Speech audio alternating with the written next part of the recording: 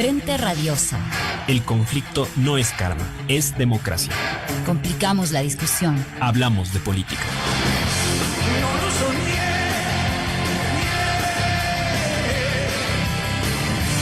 La gente en el figuró.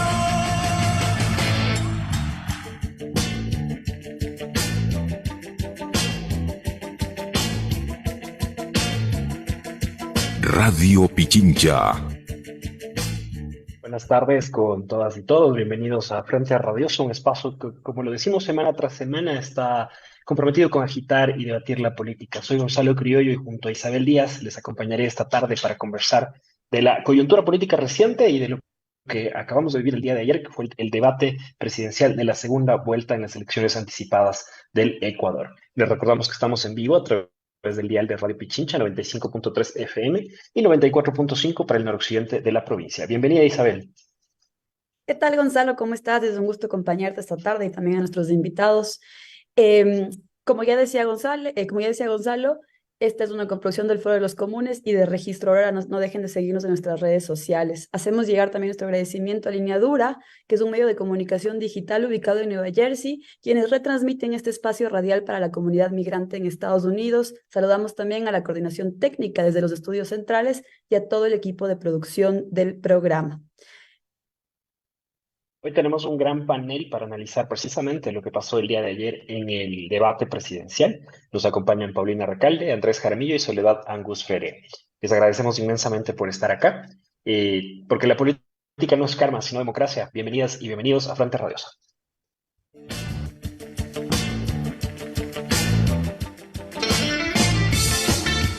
Política de frente, porque la política es cambio y conflicto.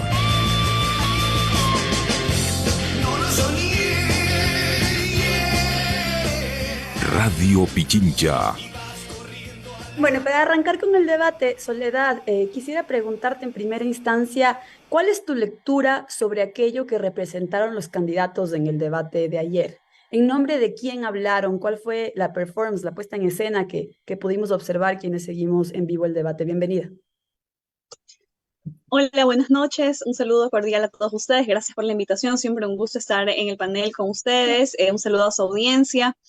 Realmente me parece que el debate presidencial se ha convertido en una de las herramientas democráticas más relevantes para los ciudadanos de cara a estos procesos electorales.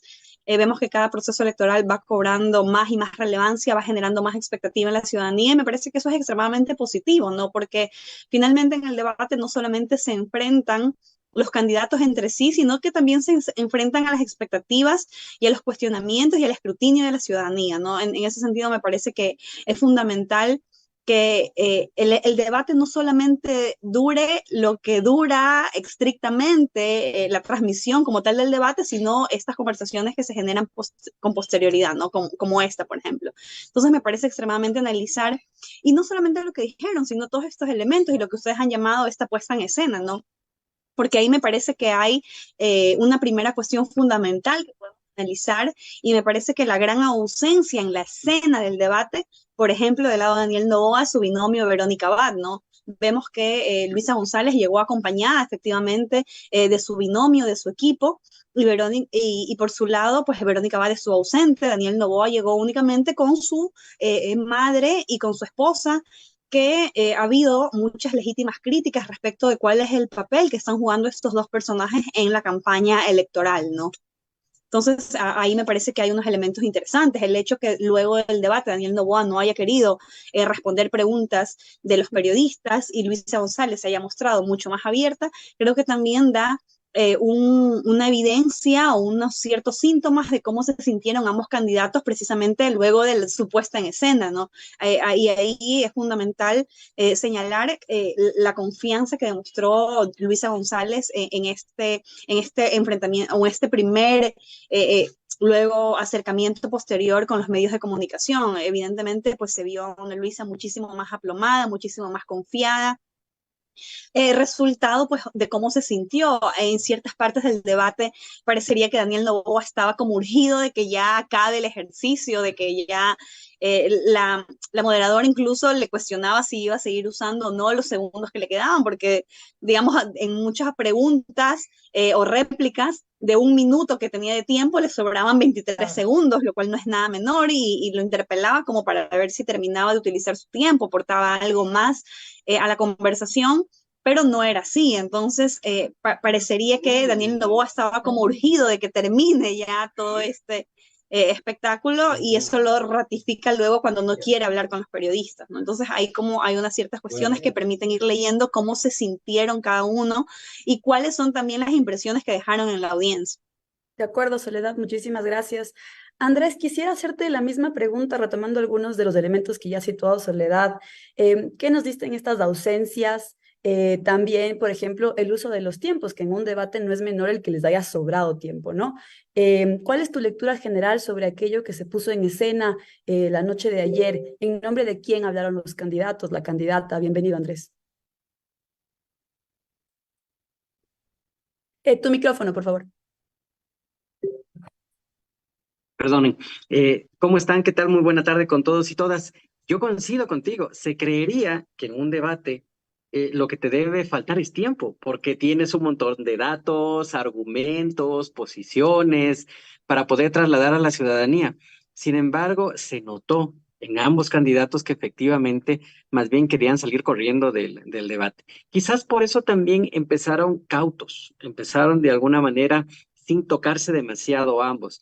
Y si nosotros vemos, por ejemplo, cómo se movió la audiencia digital, la conversación digital en torno al debate, vemos que hay un cambio radical con lo que pasó en el debate de la primera vuelta en el electoral. Porque en la primera vuelta nosotros vimos que a los 15 minutos ya se empezó a disparar la conversación. Evidentemente, por Bolívar Armijo, los memes y demás, pero de alguna manera permitió enganchar a la gente para luego también ver lo que dijeron en el bloque económico, etcétera, etcétera. En este caso, no se logró enganchar en ningún momento, a tal punto que a las 10 de la noche de ayer, la conversación digital prácticamente se pierde y desaparece este día. Es decir, si no fuera por los medios de comunicación que han puesto el tema obligatorio de análisis, la gente no hubiera conversado sobre el debate. De hecho, no lo está haciendo. ¿Qué pasó en la primera vuelta? Terminó el debate y se disparó la conversación digital. Incluso fue mucho más alta que la del propio debate. Entonces, esto nos está diciendo que no lograron dejar un mensaje central, no lograron de alguna manera posicionar una propuesta que brille, que sea destacada al cierre de la campaña, pero por sobre todas las cosas, y tiene que ver con algo que decías tú, Isabel, no nos mostraron cuál es la diferencia entre uno y otro. Porque se entendía que estábamos frente a dos tipos de modelos, ¿no es cierto? Un modelo más a la centro derecha y el otro modelo más a la centro izquierda. Pero a la final, ambos ambientalistas, ambos intentando regular la minería ilegal, ambos queriendo salvar el IES, ambos, digamos, como hablándonos igual. Entonces, creo que eso, en lugar de dar certezas al indeciso, sobre todo para saber por quién votar el 15 de octubre, lo que hizo fue incrementar las dudas sobre por quién debemos votar. Ok, Andrés, muchísimas gracias. Paulina, bienvenida. Quisiera retomar justamente esto último, lo que hacía alusión Andrés. En tu opinión, ¿podemos decir que no hubo una diferenciación entre las dos puestas en escena, entre los mensajes de los candidatos, de la candidata también? ¿O si hubo, o si hay manera de decir, no, finalmente hubo una contrastación entre ambas propuestas? ¿Cuál es tu lectura al respecto? ¿Qué se representó, qué se puso en escena en el debate de ayer? Bienvenida. Hola, buenas tardes con todas y con todos. Gracias, Isabel, por la invitación. Un saludo a Soledad, a Andrés. Me parece que siempre hay que ubicar un evento en su contexto, y el debate en ese sentido se enmarca en un momento que no hay que perder de vista, de un exacerbado pesimismo y una desafección con la política. Esto no hay que perder de vista porque eso significa que ese es el escenario y esa es la población a la que en este caso los candidatos le están hablando. Esto es un elemento. El segundo elemento que me parece importante es las cifras de intención de voto que venían haciéndose públicas durante los últimos días y que colocaban en primer lugar al candidato Noboa y en segundo a la candidata González con alguna distancia. Y esto marca también una expectativa y puede marcar también el estado de ánimo de los dos candidatos para llegar a este evento. Es decir, para empezar a conectar esto también. El candidato Noboa no podría decir que tenía que llegar a rematar. Y sin embargo sale más complicado innecesariamente complicado, diría uno. Y en el caso de la candidata González, seguramente entró con la moral un poco afectada por las cifras y sale con una expectativa, no solamente seguramente del equipo, sino en general del entorno, de que sale fortalecida después del evento. Para seguir citando, llegábamos acá con un tablero relativamente difuso. Difuso en la medida en que no se había colocado en la campaña hasta ahora elementos fuertes en términos político-ideológicos y que el debate, en cambio, permite, no todo el debate. El debate da pistas para generar una conversación política que deje mucho más en evidencia las diferencias político-ideológicas, programáticas que las hay y son abundantes. Y me parece que ayer quedaron muchísimo más en evidencia. En tercer lugar, también llegamos con dos perfiles de candidatos como consecuencia de la primera vuelta, como consecuencia de lo que quiso dibujar la primera vuelta en torno a ellos y como consecuencia de las percepciones de la población. Para decir esto, por ejemplo, que el candidato Noboa se supone que tenía como virtudes, uno, el ser como una nueva clase de político. Me parece que esto ayer no necesariamente quedó así y que la candidata González intentó justamente golpear allí cuando le dijo qué pena que usted se haya convertido en poco tiempo en un político de siempre. Esto por los ataques que él intentaba permanentemente usar y eso lo podemos analizar más adelante. Otro atributo con el que supuestamente llegaba el candidato Noboa a esta contienda es en ser un candidato preparado. Se supone que esa había sido la virtud en el debate de primera vuelta y además así mismo lo percibe la población cuando manifiesta intención de voto por él. La principal razón por la que dicen votar por el candidato Noboa es por percibirlo como más preparado.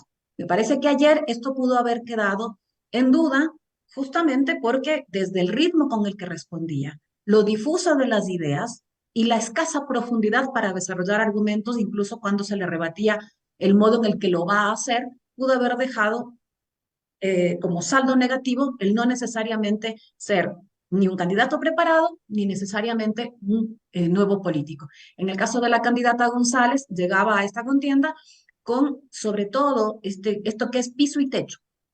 El ser leal, pero también el ser de algún modo una extensión o una representación de Rafael Correa. Por eso es que ayer, insistentemente, la candidata González dijo, yo como su presidenta, habló bastante menos del pasado y muchísimo más de las posibilidades de futuro en primera persona y además reforzando, la presidenta voy a ser yo. Entonces la pregunta es cuánto esto alcanza a bajar esta prevención de que la candidata es una extensión o que va a gobernar necesariamente con las directrices del expresidente Correa, porque además la propia moderadora también le dijo su principal asesor. Es decir, con todo este marco, con todo este tablero, es que se desarrolla este evento y es a partir de esto que pueden generarse distintas narrativas e interpretaciones. Cierro con esto último. La representación y la puesta en escena, así como los discursos y las narrativas dejaron ver, por un lado, una candidata que habla permanentemente, se acompaña de equipo, habla en nombre de un proyecto, la Revolución Ciudadana, habla en nombre de un movimiento y además incorpora esta vez lo que no hizo en primera vuelta a los GATS de la Revolución Ciudadana y enuncia permanentemente al Estado.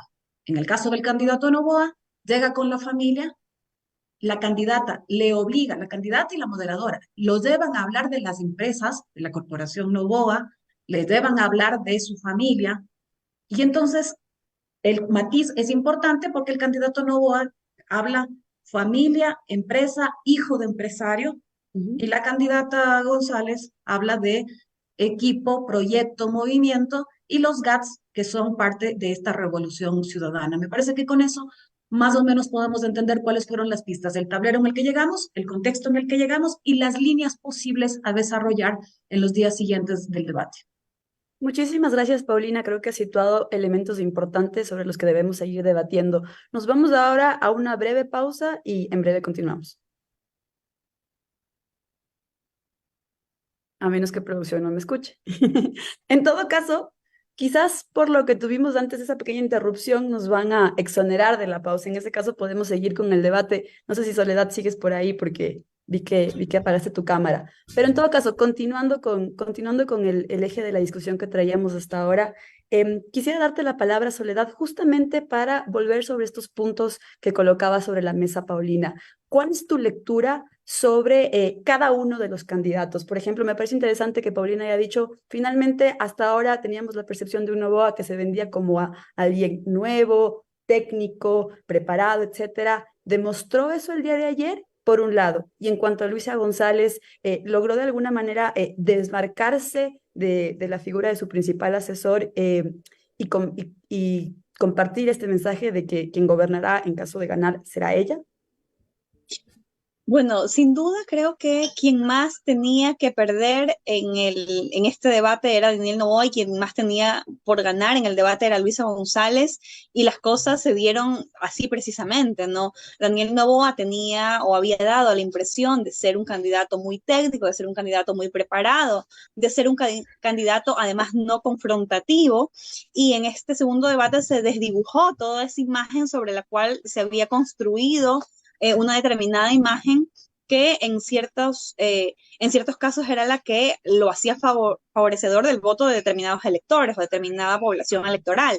Entonces, lo que podemos intuir es que el formato del primer debate precisamente favoreció a que puedas ir y te alcance para que con un guión o un discurso aprendido, unas cuantas notas, puedas tener una performance que sea interesante. Además, sumado a eso, que Daniel Noboa no estaba en el radar de los demás candidatos, entonces no fue mayormente cuestionado, no fue mayormente interpelado. Entonces, digamos, él estuvo un poco impune de toda crítica porque no estaban sobre él el foco, ¿no? Pero luego, en este segundo debate, cuando ya hay solamente dos candidatos, cuando la interpelación es directa, es cuando se empiezan a notar las falencias, ¿no?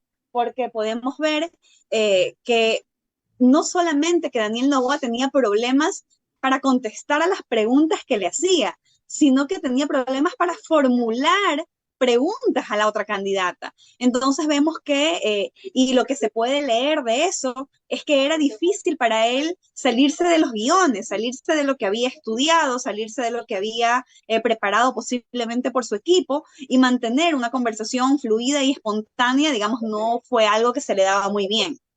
Como dije en la primera parte de esta entrevista, en ocasiones parecía ya desesperado porque acabe el tiempo, ¿no? No solamente que no utilizaba todos sus segundos, sino que hablaba extremadamente lento. Entonces, pues eso evidentemente lo hizo ver muy mal en comparación con la expectativa que tenían los ciudadanos y los electores, digamos, afines a él luego del primer debate, de cuál fue, digamos, su intervención o la calidad de la intervención que él podría hacer. Ahora, yo creo que hay que reconocer algo, y esto es obviamente una opinión mía, pero creo que ninguno de los dos candidatos son grandes oradores. Me parece a mí que Luisa González tampoco es una candidata que tenga una retórica o una oratoria destacable. Lo que sí se pudo tal vez evidenciar es que había un mayor conocimiento en la gestión de lo público, una mayor experiencia, un mayor bagaje que le dio una determinada ventaja ya en este enfrentamiento de tú a tú que tuvo con Daniel Noboa, ¿no? Ahí tal vez recordarán que en el primer bloque Daniel Noboa le hace una pregunta muy técnica en relación a el costo referencial del crudo, que ella se la responde, le responde lo que le pregunta, y cuando ella le pregunta a él no supo, en cambio, dar esta respuesta como muy técnica respecto de la vivienda.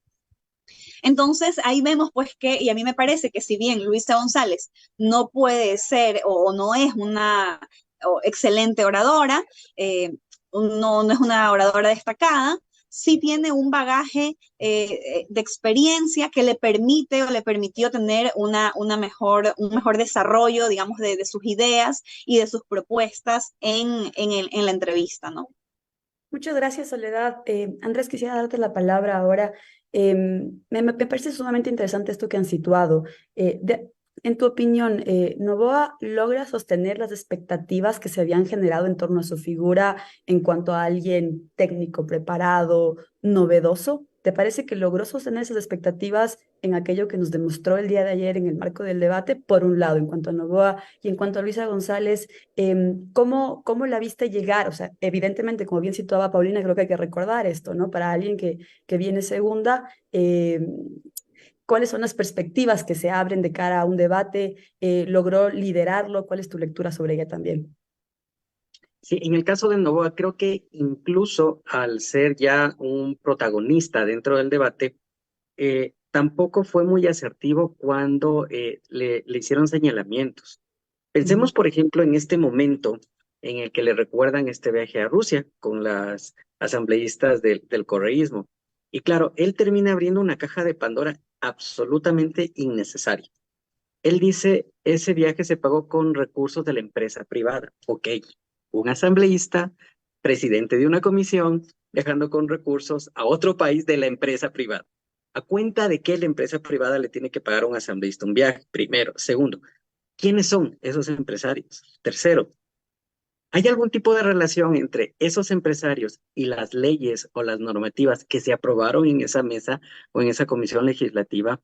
Entonces creo que abrió una caja de Pandora absolutamente innecesaria con este tipo de respuestas. Y creo que fue la tónica durante todo el debate. Igual cuando le hacen la réplica sobre el tema de la tabla sobre el umbral de consumo de drogas. Y él intenta esbozar una frase que la gente recuerde en Tonda que sí, yo quiero que los niños vuelen, pero no por la droga, que la termina siendo muy mal, ¿no? O sea, termina siendo muy forzada, antipática, pesada, y creo que eso fue algo que se notó mucho en él. A diferencia de Luisa González, que efectivamente, sin que haya pues brillado demasiado, le fue mucho mejor que el debate anterior. Pero creo que en la estrategia del equipo de Luisa tenían claro algo. Había que desvirtuar ciertos temas negativos que venía arrastrando, ¿no es cierto? Uno de ellos lo mencionaba Paulina, ¿no es cierto? Con el tema de que va a ser ella la que gobierna. Pero hubo también otros temas. Si ustedes se fijan, en el arranque ella ocupa la primera respuesta para poder decir yo voy a fortalecer la dolarización. Más bien esas medidas que ustedes están haciendo son las que de alguna manera pueden afectar la dolarización. Y eso fue importante porque ella toma la conversación antes de que efectivamente le salte una crítica hacia ella, porque además venía con toda la arrastre de la conversación en función del Grupo de Puebla, que se había hablado de alternativas monetarias y demás. Entonces, era fundamental de entrada desmitificar eso y ella lo hace en el inicio. Pero también hay otro tema que tiene que ver con este famoso video que en su momento generó mucho rechazo, al menos en la esfera digital, en donde le preguntan, ¿y usted qué va a hacer con los tiguerones, con los Chone Killers, con no sé qué, estas bandas de crimen organizado local? ¿Va a atacarlas? Y claro, como había un video previo hecho en Coavisa, en donde ella de alguna manera parecía que eludía la pregunta, ella termina dando una respuesta directa frente a eso y dice, los líderes fueron detenidos en nuestro gobierno.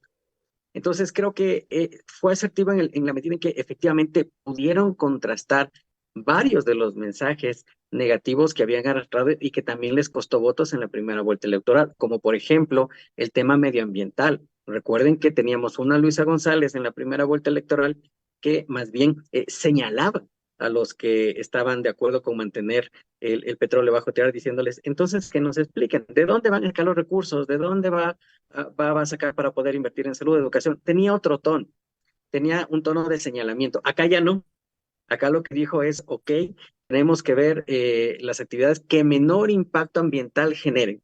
Tenemos que cuidar la naturaleza, tenemos que proteger. Entonces, todos estos mensajes se fueron desvirtuando. Si bien no lograron posicionar uno en positivo que te permita avanzar a lo que queda de la campaña, sí lograron desvirtuar y desmitificar algo que no pasó con Daniel Noboa. Ok, muchísimas gracias, Andrés. Creo que esto es fundamental, ¿no? Y quisiera con eso también darte la palabra, Paulina, y preguntarte por tu opinión. Se dieron mensajes en positivo que ambos candidatos a su manera pudieron posicionar de manera adecuada? ¿Cuáles son las grandes promesas, si se quiere, que nos quedan luego del debate?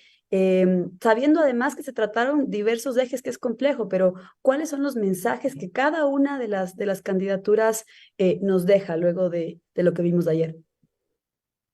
Sí, antes de ir a eso me parece súper importante lo que coloca Andrés, porque es cuántos frentes quedaron abiertos para el candidato Noboa y cuántos frentes quedaron abiertos para la candidata González. Y me parece que de aquellos temas que va a tener que aclarar y eventualmente en este periodo, también depende de cuánto el contrincante aproveche esto y también depende de la cobertura que redes, medios hagan de esto, pero justamente el viaje a Rusia, lo del ministro Manzano, son dos temas muy complicados y muy graves que además tocan a su entorno empresarial. Otra vez, creo que la virtud en ese caso, pensando desde la contrincante, la virtud que tuvo la candidata González es haberle llevado al candidato Novoa a tener que hablar de la corporación, de la empresa, de su familia, hablar de Álvaro Novoa como si fuese alguien extraño cuando dijo la empresa es de Álvaro Novoa, y por eso es que circulaban los memes y decían, eh, Álvaro Novoa soy yo y soy tu padre, así como eres o no eres mi hijo, en fin, creo Claro. que justamente dio pie para este tipo de memes, pero más allá de los memes, es importante esta aclaración de si es que hubo o no hubo este lobby para el nombramiento del ministro Bernal y si no es Bernal, ¿cuál es el apellido del ministro? Porque Manzano. estoy culpando a otros nombres, pero me refería a que Manzano. El ministro Manzano, hubo o no hubo lobby para nombrar a este ministro que además fue parte de la corporación Novoa y esto el candidato Novoa terminó ayer reforzándolo. Esto que dice Andrés que es súper importante, lo del viaje. ¿Por qué la empresa privada paga un viaje de un asambleísta y de otros varios? En fin, estos frentes quedaron abiertos y quedó él mucho más pegado y mucho más como vocero y representante de la corporación y de las empresas. Algo que el candidato Noboa además no evade, porque si uno se fija en su pauta, él es cuáquer, y no Claro. lo digo yo. Él es tan cuáquer que las imágenes que utilizan en las campañas y en territorio es de él o de otras personas vestidas como el isotipo de cuáquer, que es la empresa familiar. Entonces, me parece que esto entra en este momento en discusión, puede entrar en debate. A la candidata González me parece que es difícil encontrar qué frentes nuevos pudieron haberle quedado abiertos. Están los frentes de siempre. El candidato Noboa insistiendo en hablar de corrupción, el candidato Noboa insistiendo en hablar de la supuesta tabla, que no hay tal, no es una tabla, pero como aquello que habría favorecido el consumo de drogas en menores, pero frentes nuevos a la candidata, el candidato Noboa ayer no le abrió. Sobre qué promesas o qué líneas propositivas o positivas o fuertes quedaron sentadas, me parece que la candidata González fue muy enfática, sobre todo en hablar de Estado, recuperar el Estado, volver a hacerlo desde el Estado, la presencia del Estado, la institucionalidad. Y la otra cosa, la otra línea que me parece que fue la que trató de colocar con mucha más fuerza son los derechos. Los derechos son un tema muy insistente. Esto Andrés seguramente lo dirá con más elementos de acuerdo a que haya salido en la conversación digital, estas palabras que se nombran más o menos, pero creo que trató sobre todo de hablar de Estado y de derechos. Y en el caso del candidato Noboa, trató de hablar, digo, la candidata González con un poco menos de énfasis, pero también habló de no confrontación, paz, acuerdos. El candidato Noboa insistió sobre todo en hablar de un país competitivo. Un país competitivo, insistió muchísimo también en hablar de empleo, tal vez no con tanto desarrollo de la idea, pero me parece que fueron como los dos temas más reiterativos en los que buscó anclarse. En el país competitivo, en la generación de empleo como la principal preocupación. Luego habrá que ver cómo llegan esto a calar en términos de desarrollo de ideas y de argumentos en el electorado y en la población que vio y que sigue viendo los post-debate en estos días, pero es lo que yo colocaría como lo más trascendental en la reiteración de las menciones. Sí creo que tanto en las preguntas que fueron ayer colocadas, cuanto en el desarrollo de las ideas, el país que estamos viviendo no estuvo ni de lejos retratado. Yo me pregunto, por ejemplo, ¿por qué en seguridad no es que sea poco importante? Es muy importante y está muy conectado, pero se dedicó muchísimo más a minería ilegal, por ejemplo, que al sistema, a las condiciones del sistema carcelario. o cómo afecta las condiciones de vida, la inseguridad que estamos viviendo, o los homicidios, o, en fin. Creo que desde ese punto de vista y también desde el modo incluso emotivo con el que los dos candidatos pudieron habernos hablado a los ecuatorianos con un ánimo mucho más de contención, de empatía, creo que el debate, insisto, no retrató nítidamente el país que estamos sufriendo y yo diría el país que estamos padeciendo en estos días. Creo que no, en ese sentido el evento no estuvo a la altura. Ok, Paulina, muchas gracias. Soledad, quisiera preguntarte también por las líneas programáticas que fueron disputadas el día de ayer. ¿Cuáles fueron los países retratados por cada uno de los candidatos? ¿Qué mensajes nos dejan? También los frentes abiertos, que no es menor. ¿Cuáles son los frentes abiertos de Noboa, sobre todo? Y aprovechando también, ¿no? He oído en diversos espacios que también no llegó a mencionarse del todo, por ejemplo, más allá de decir que su candidata a vicepresidenta estaba ausente, de alguna manera faltó, quizás de parte de la candidata González, situar justamente la contradicción que de alguna manera merece o se ha posicionado a raíz de algunas diferentes posturas de ambos que no concuerdan y que vulneran derechos, ¿no? Frente a una Luisa González, diría yo que ha intentado hacer ciertos gestos, incluso previo al debate, con el spot de campaña, el último que salió, etcétera, en cuanto a una apertura en esa línea. ¿Cuáles son tus comentarios al respecto? Bueno, a mí lo que mencionas es algo de lo que más me llamó la atención y me parece que Luisa González pudo haber aprovechado mucho más cuando le tocaba cuestionar, hacer las preguntas o las réplicas al candidato, y es precisamente confrontar estas supuestas propuestas que él planteaba en su discurso versus las declaraciones públicas que ha hecho nada más y nada menos que su binomio, que es la candidata Verónica Abad, con quien ha tratado en lo mediático marcar ciertas distancias que sin embargo va a estar ahí su cara en la papeleta, ¿no? Entonces, me parece a mí que fue una oportunidad desaprovechada para confrontar eso, para resaltar las incoherencias, y no solo las incoherencias, sino el riesgo que representa esta candidatura de cara no solamente a la progresión de derechos, sino al riesgo de retrocesos de derechos, pues han hablado en contra de la seguridad social, en contra de la jubilación patronal, en contra de la salud pública, en contra de la educación gratuita, lo cual no es nada menor y de hecho fueron aspectos que fueron tocados en este debate presidencial. Entonces me parece a mí que ahí se desperdició una oportunidad de haber confrontado al candidato no solamente con las posiciones de la otra candidata, esta es de Luisa González, sino al candidato presidencial, confrontarlo con las declaraciones de su propia candidata a vicepresidenta.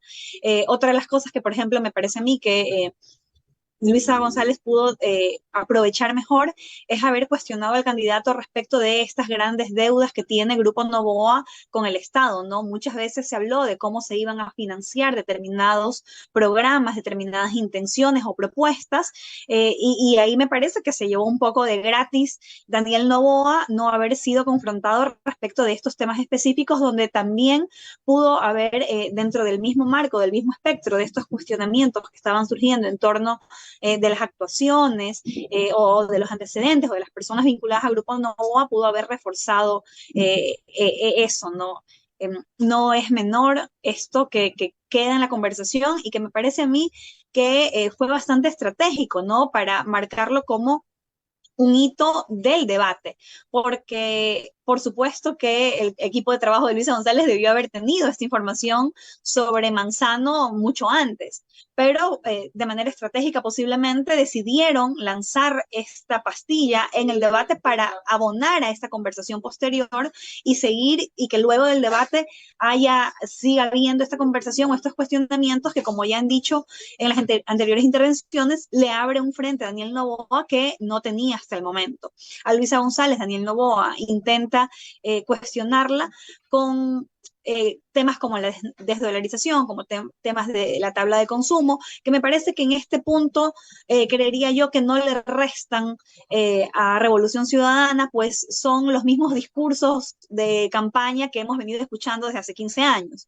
Entonces, no me parece a mí que ella haya tenido, digamos, un mayor problema respecto de los cuestionamientos que Daniel Noboa le hizo, que a mí no solo que me parecieron bastante pobres, sino que además le jugaron en contra al propio Daniel Noboa, porque, por ejemplo, en el bloque inicial, donde Luisa se explaya respecto del tema de fortalecer la dolarización, en principio lo hace a raíz de una pregunta de Daniel Noboa. Daniel Noboa le pregunta cómo va a desdolarizar. O sea, es una pregunta demasiado abierta y que le dio un minuto para posicionar y desmitificar lo que se decía en contra de ella. Entonces, a mí me parece que, digamos, esas fueron, digamos, las deficiencias en cuanto a la preparación y también la poca, escasa capacidad retórica del propio Daniel Noboa en torno al tema. Yo creo que es importante que Luisa González, y algo que podemos ver y destacar de este debate es que me parece a mí que es el primer gran espacio donde Luisa González marca una voz y una identidad propia desmarcada de Rafael Correa, y no porque vaya en contra de él ideológicamente o de sus posturas políticas ideológicas, sino porque trata de reafirmar el liderazgo de ella individual y personal más allá de Rafael Correa, pero creo que eso es algo que no puede agotarse ahí. Luisa tiene 15 días para seguir mostrándonos quién es Luisa González, cuáles son sus propuestas específicas, en qué se alinea y en qué se distancia de Rafael Correa, y pues construir esa voz propia y posicionarse de una mejor manera en el imaginario de los electores. Como dije al inicio, a mí me parece que las expectativas por cómo dejó la impresión Daniel Noboa luego del primer debate recaían sobre él, y al haber tenido tan mal desempeño en el debate, eso hace también que Luisa González luzca tal vez mejor de lo que objetivamente lució, pero cuáles eran las expectativas del público, me parece que juegan mucho en cuál es la imagen que ambos dejan posicionados. A mí me parece que Luisa González logra transmitir su solvencia, su conocimiento en el manejo de lo público, y este mensaje que ha tratado de dar Revolución Ciudadana desde el inicio de la campaña en primera vuelta, y esto es que ellos ya saben cómo hacerlo, de que no más improvisación, logran por fin cerrarlo en esta presentación, en este debate. Ok, Soledad, muchísimas gracias. Hilvanando ya justamente en el post-debate, en estas 2 semanas que tenemos por delante, quisiera aprovechar, Andrés, tu experticia en cuanto a los mensajes que se van situando en redes y consultarte justamente por cuáles son las ideas, las imágenes que quedan ahora asociados al candidato, a la candidata. Entiendo que tienes una imagen que nos quieres compartir. Tu micrófono. Si la pueden pasar, por favor, Sí. que se las envíe por interno y podemos analizar un poco. Estos son los emoticones, los famosos emoticones, porque como ustedes saben, cada vez la gente obviamente se expresa con palabras, pero se expresa también con emoticones. Y son interesantes porque nos permiten entender como el sentimiento más profundo que tiene la gente más allá de lo que escribe. Entonces, si la pueden compartir. Entiendo que ya está en el canal de Facebook. Quizás nosotros aquí no la vemos del todo, Pero está ahí. Perfecto. sí Entonces, puedes comenzar. ustedes Ajá. pueden ver en la parte izquierda de su pantalla está la de Daniel Noboa y en su parte derecha está la de Luisa González. Entonces, los iconos o los emoticones que son más relevantes en el caso de Luisa González, fíjense que son el check, el de confirmación, digamos, el de que le fue bien. El Ecuador, digamos que ha sido una constante por los candidatos, un poco más atado al cargo que van a ocupar, ¿no es cierto?, al de presidencia, y el corazón, ¿no es cierto?, rojo. Entonces vemos que más o menos, si ustedes ven en un primer pantallazo, no tiene emoticones que destaquen o que sean grandes en función de una carga negativa. ¿Qué pasa en cambio con Noboa?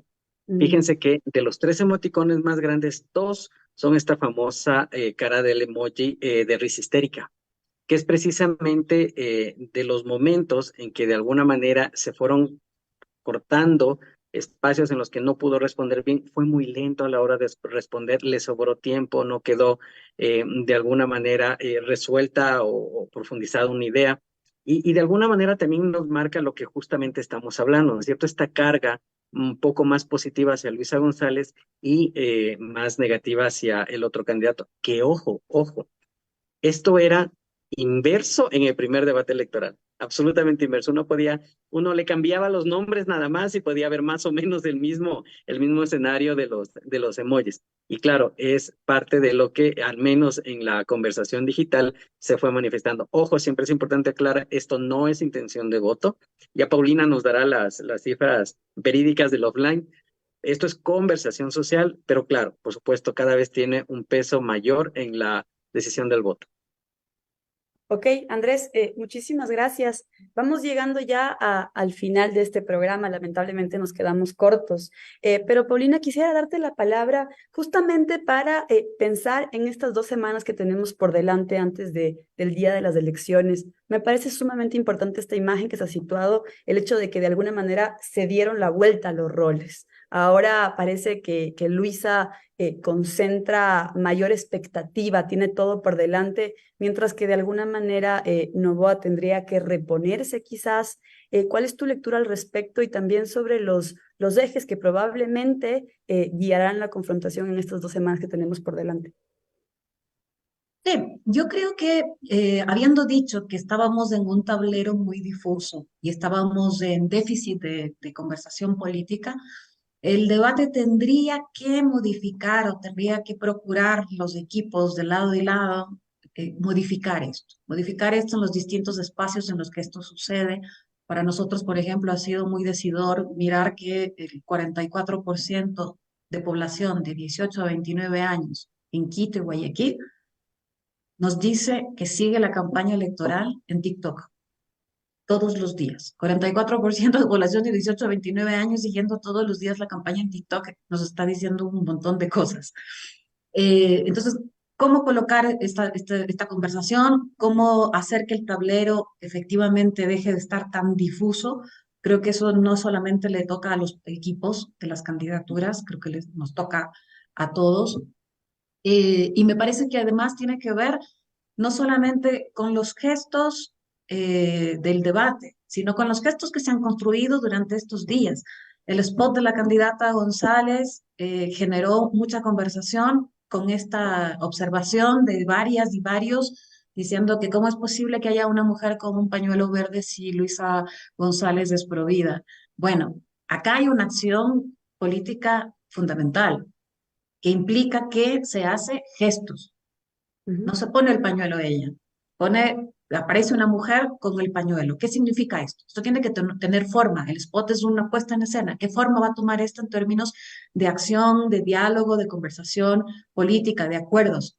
Ayer sucedió algo también súper importante. Mientras estaban hablando de minería y mientras estuvo de política extractiva en general, la candidata dijo una frase, unas 2 palabras que son fundamentales en la disputa en este momento. Dijo consulta previa. Y cuando dices consulta previa, estás haciendo un guiño político importante, no solamente a la CONAIE, sino también a las comunidades y a las organizaciones de defensa del medio ambiente. La pregunta es, ¿qué forma va a tomar esto en los siguientes días, más allá de esta expresión dentro del debate? Entonces yo diría, para cerrar la idea, es que el tablero sea más o menos difuso, creo que es tarea de todos. El hecho de que los gestos discursivos de los spots y del debate tomen formas más trascendentales, tiene que ver también con la acción política, con los acuerdos políticos que puedan hacer cada una de las fuerzas. Y en el caso del candidato Noboa, me parece, por ejemplo, que esto que se daba más o menos por sentado de que la mayoría de los candidatos que corrieron por centro derecha estaban con él. Ayer me parece que tendría que estar un poco atento a el tuit de reacción que puso el ex candidato Jan Topic cuando dice el debate y hace un gesto que para todos los que estamos viviendo la violencia en Ecuador es sobrecogedor, ¿eh? Pero es bastante decidor, porque resulta que ni siquiera aquel que dijo que va a votar por ti al día siguiente de las elecciones de primera vuelta cree que lo hiciste bien en el debate. Entonces, al día siguiente, acción política, acuerdos, conversaciones, reforzar los gestos y para todos los que no somos candidatos, procurar empujar que el tablero no siga siendo tan difuso. Muchísimas gracias, Paulina, Soledad, Andrés, por habernos acompañado esta tarde. Me parece sumamente interesante este mensaje con el que cierras, Paulina, los gestos, por un lado, de la candidata González hacia el campo popular, progresista, feminista incluso, pensar, estar atentos a cómo aquello va a tomar forma política quizás, y también saber leer lo que ocurra por el lado de las derechas, que en efecto vimos ayer. Parecieron, por decirlo menos, decepcionadas, ¿no? ¿Cómo va a zanjarse aquello? Y que de alguna manera hoy, a mi modo de ver, han intentado posicionarlo más desde una lógica de, bueno, el debate fue aburrido y hasta ahí, cuando hay mucho más que decir, como ustedes mismos nos han sabido compartir esta tarde, y por eso les agradezco nuevamente por su tiempo y por acompañarnos. Con esto nos despedimos. Lamentablemente Gonzalo Criollo, el conductor, tuvo un problema de conexión, por eso se desconectó en la mitad del programa, pero bueno, los saludamos también a la distancia y nos vemos el próximo lunes aquí en Frente Radiosa.